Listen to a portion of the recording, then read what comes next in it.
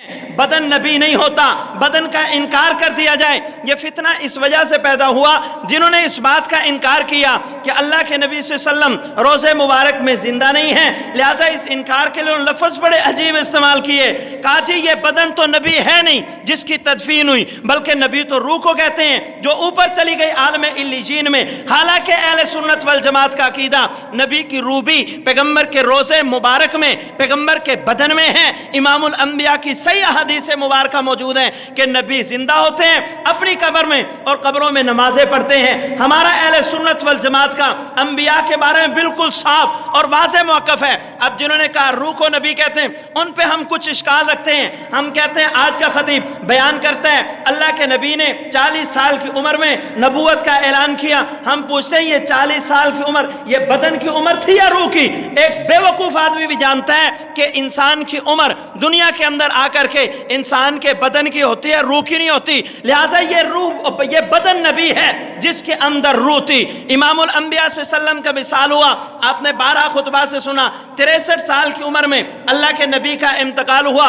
اب یہ 63 سال عمر بدن کی تھی یا روح کی؟ روح تو حضرت آدم علیہ السلام سے بھی پہلے، امام الانبیاء کی حدیث موجود ہے، فرمایا میں اس وقت بھی نبی تھا جب آدم علیہ السلام کا مسئلہ پانی اور مٹی کے درمیان اٹکا ہوا تھا، پیغمبر نے فرمایا میں تو اس وقت بھی رسول اور نبی تھا۔ تو 63 سال عمر یہ بدن کی تھی، روح کی نہیں۔ امام الانبیاء نے 40 سال کی عمر میں اعلان نبوت کیا، یہ 40 سال عمر بدن کی تھی، روح کی نہیں۔ امام الانبیاء کے معجزات پر آئیے، حضور علیہ السلام کا معجزہ، امام الانبیاء نے انگلی کا اشارہ کیا، چاند 2 ٹکڑے ہو گیا۔ چاند کا 2 ٹکڑے ہونا پیغمبر کے اشارے پہ منحصر، یہ اشارہ روح نے کیا یا بدن نے؟ پیغمبر کی انگلی بدن کا حصہ ہے، پیغمبر کے بدن نے کیا، اور اس بدن نے جس بدن کے اندر روح موجود تھی۔ پیغمبر کا معجزہ ہے، امام الانبیاء صلی اللہ علیہ وسلم نے اپنا لعاب مبارک ڈالا ایسے کنویں میں جو کڑوا تھا، وہ کنواں میٹھا ہو گیا۔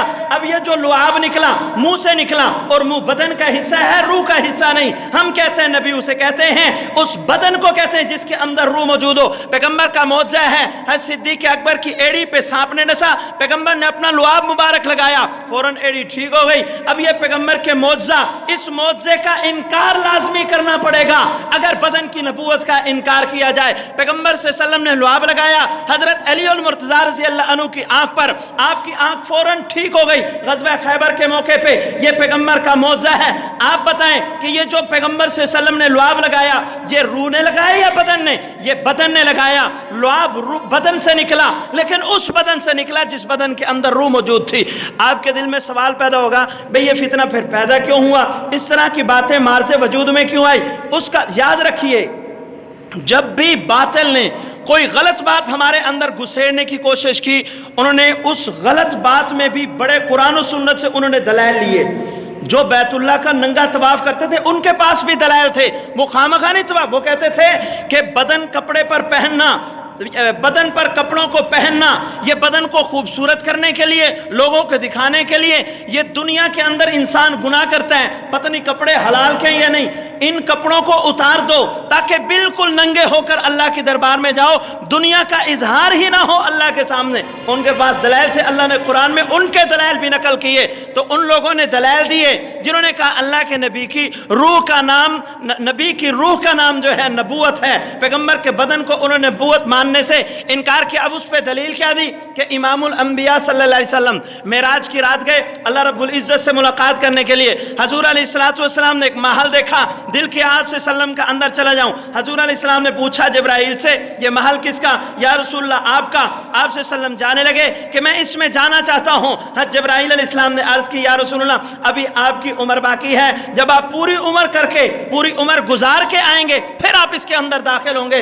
امام الانبیاء صلی اللہ علیہ وسلم سے اللہ رب العزت نے وعدہ کیا آپ جب عمر گزار کے آ جائیں گے لہٰذا اس جنت کے اندر جائیں گے۔ اب پیغمبر کا انتقال ہو چکا، پیغمبر زندگی مکمل کر چکے۔ اب وہ کہتے ہیں اللہ کے نبی کے اگر بدن کو نبی مانا جائے، بدن تو قبر میں موجود ہے نا، انتقال کے بعد روح گئی جنت میں، جب روح جنت کے اندر گئی لہٰذا روح نبی ہے۔ کیوں؟ اللہ رب العزت نے جبرائیل علیہ السلام کے واسطے سے اپنے نبی سے وعدہ کرایا، اللہ وعدے کا مخالف ہو نہیں سکتا، لہذا پیغمبر کی روح جو ہے وہ نبی ہے اور روح جنت کے اندر موجود ہے۔ یہ اس وجہ سے انہوں نے اشکال کیا۔ میں اس اشکال کے جواب میں دو باتیں عرض کروں گا۔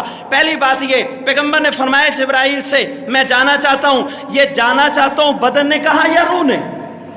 زبان بولی میں جانا چاہتا ہوں، اب جب زبان بولی تو زبان بدن کا حصہ ہے، جانا چاہتا تھا بدن، چلی گئی روح، وعدہ تو پھر بھی پورا نہیں ہوا۔ شاید آپ میں سے کئیوں کو سمجھ نہ آئی ہو، جو غور سے سن رہے انہیں ضرور سمجھ آ گئی ہوگی۔ پیغمبر نے فرمایا جنت جانا چاہتا ہوں، حضرت جبرائیل علیہ السلام نے فرمایا یا رسول اللہ عمر مکمل کر کے آئیں گے پھر داخل ہوں گے۔ اب جو کہتے ہیں روح جو ہے وہ نبی ہے، اور روح نے جانا چاہتی تھی، جانا چاہتا تھا بدن، چلی گئی روح، وعدہ تو پھر بھی پورا نہیں ہوا۔